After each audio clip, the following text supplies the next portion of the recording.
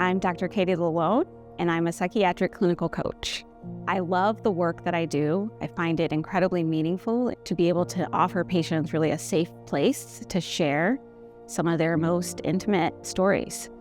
And socially, our lives can change significantly, whether we are retired or lose some connection with our colleagues, with our peers, with people that we saw every day at work that we don't realize how much harder it is to make those connections when we're home. Isolation and loneliness can have detrimental effects on our physical health. It can affect our blood pressure. It can affect our eating habits, increased risk for obesity.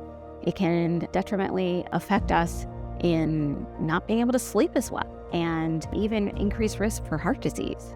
When we are able to make those connections, it can have a lot of protective benefits.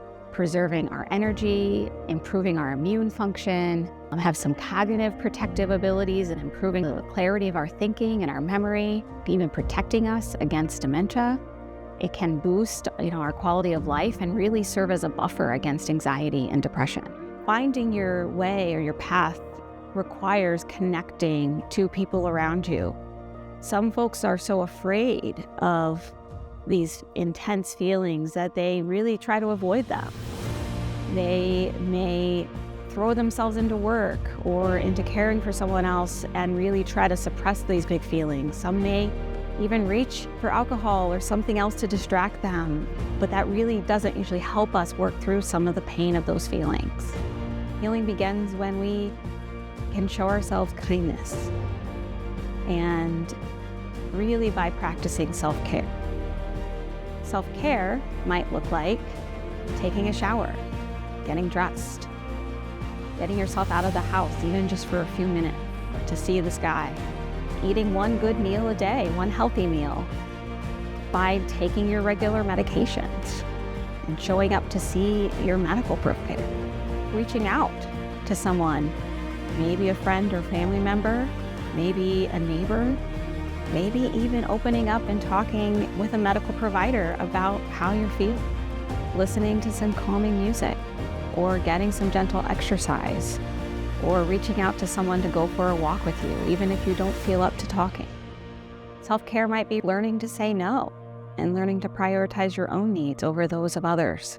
Many older adults struggle with sharing their feelings. Maybe they were raised in a generation that said, we don't talk about those things to other people. And maybe the feelings are just too intense or overwhelming, and it's hard to even describe what's going on. One practice that some of my patients have used is starting to just write it down. Maybe by journaling, writing even a few sentences to try to get those words down on paper. Some folks might feel courage by bringing somebody with them. If they come to see a medical provider, to kind of stand there or be there for them as they're talking about their struggles. As we age, finding community might look different for each of us, but it's important to be intentional about staying connected. Many older adults find re-engaging with their spiritual or neighborhood communities to be a great source of meaning and connection. Some may look to revive an old hobby or even start something new. Learning a new hobby has great benefits for our mental and physical health, but it's also that opportunity to join a group and make some new connections. Many universities allow older adults to audit courses for free, and so maybe you've always wanted to learn American Sign Language, or you wanted to take ballroom dancing. Those might be opportunities to kind of overcome some of those barriers and help you stay connected. I know some patients who have joined book clubs or have found jobs volunteering. Some who have joined gardening clubs or dinner clubs, looking to try out a new restaurant. Some who meet up with their friends at the VFW to play cards. Large groups may not be for everyone, and knowing you can reach out to just one person. Maybe you can go for walks or drive together over to the YMCA and get your exercise class in a couple days a week and really have that connection as well as that accountability. We live in a society that often praises independence and productivity and treats things like depression or emotional difficulties as a sign of a character weakness instead of a part of the human condition, and something that is not only very often a medical condition, but something that's treatable. Older adults might feel embarrassed to have emotions they've never really shown to their families.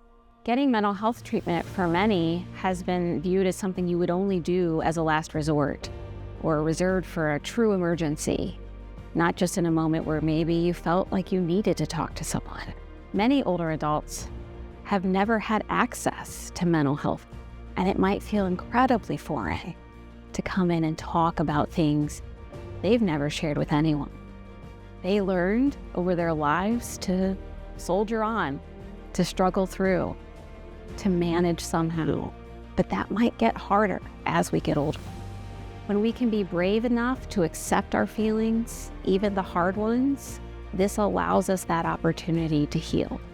We would encourage you to reach out. Most importantly, we are no longer alone in our depression or our grief, but we have an ally, someone to walk with us. Skills we can learn in therapy can help us to set better boundaries, to learn to communicate better with the people in our lives, to really advocate for what it is that we need.